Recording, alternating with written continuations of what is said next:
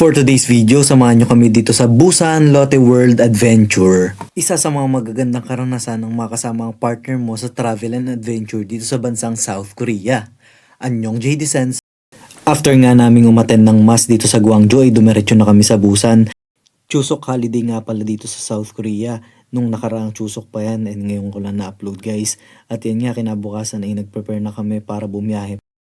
And syempre kasama ko ang aking pinakamaganda at pinakamasipag kong greatest love.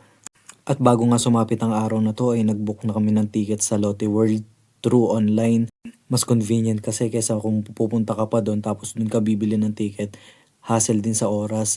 And para makapunta nga doon sa destination namin, kailangan namin gamitin ng public transportation which is ang bus and subway. At sa aming paghahanap nga ng masasakyan, naligaw pa kami dyan. Nagtatalo pa kami dalawa. Sabi niya kasi dun daw sa kabila. Sabi ko naman dun sa kabila. Tingnan mo kasi mabuti. Kaya yun, imbis na makadating na maaga, nako po, hinapon na ng pagdating. Pero at the end of the day, naging sulit at masaya naman yung travel namin. Kasi sa mga ganitong pagkakataon lang kami nagkakaroon ng time para bumiyahin, para makapasyal-pasyal kahit papano.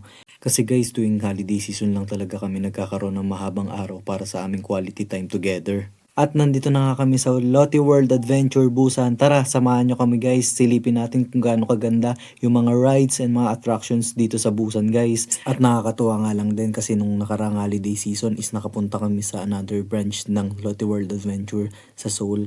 At ngayon naman ay dito sa lower part ng South Korea which is ang Busan. At pagdating nga ng amusement park ay nagpicture-picture muna kami at nag-video-video at umikot-ikot at enjoy din ng mga bata. Sobrang thankful ko lang din kay Lord kasi binigay niya sa akin yung ganitong pagkakataon. Ang makasama ang aking partner sa mga travel and sa mga pangarap na gusto mong marating pa.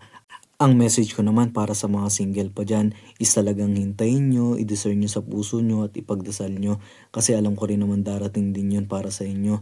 Ako matagal din akong naghihintay actually. Talagang matagal kong siyang ipinagdasal na ipagkaloob sa akin yung magiging partner ko. And napaka-thankful ko kasi binigyan ako ng mabait at napakasipag na partner at napaka-thoughtful, napaka-caring at napaka-loving na partner. And yan, every time na magta-travel kami dito, every time na holiday season, nagkakaroon kami ng time together. And yun is napakasarap balik-balikan. At alam ko na isa yun sa magiging foundation namin and isa yun sa mga babalikan namin once na matanda na kami. Oops, teka, masyado na tayo madrama. Yan guys, tingnan nyo yung mga magagandang attractions dito sa loob ng amusement park. May iba't ibang rides and iba't ibang bagay na pwede rin gawin dito sa loob nito. Merong maaari kang mabasa na rides, meron din namang rides na talagang maaari kang matakot na malala. At pagkatapos nga, dumiretso na kami dito sa place na kung saan nag-hire ng mga haksaengbok or yung mga students uniform. Uso yun dito.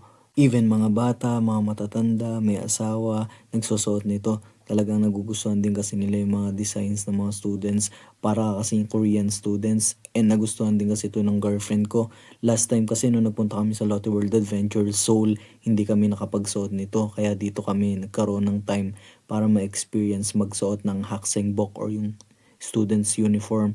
And talagang nakaka-enjoy kasi talaga namang maganda. At parang feeling mo, isa ka sa mga Korean students. And syempre, pagka pumunta ka dito is talagang kailangan mo magbaon ng mahabang pasensya. Kasi most of the time, yung mga rides dito talagang mahaba ang pila.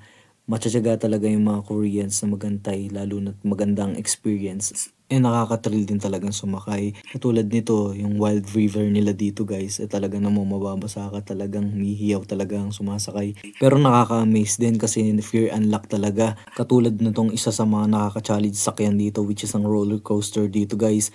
Akalain mo nakasakay ako dito pero hindi na sumama yung girlfriend ko kasi kung titingnan mo din talaga naman nakakatakot at talaga nakakalula. Buti na lang may mga Korean high school students ako nakasabay sa pagsakay ng rides na to at sinabi nila sa akin kaya mo yan. Kaya yun, nung bumabali-baliktad na, dinaan ko na lang sa malakas na sigaw. Nitong naggabi na ay nagkaroon naman dito ng parade.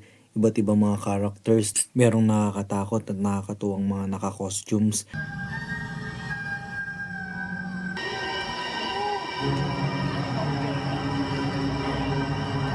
Nakakamiss talaga and magandang panoodin yung mga palabas nila dito guys. Katulad ng mga musical performance na talagang live nilang pinapalabas. Gustong gusto ko rin kasi nanonood ng mga live performance na nakaka-enjoy at nakaka-amaze din talaga. And thankful din kami ng partner ko kasi nararanasan namin yung ganitong pagkakataon. And sana ikaw din.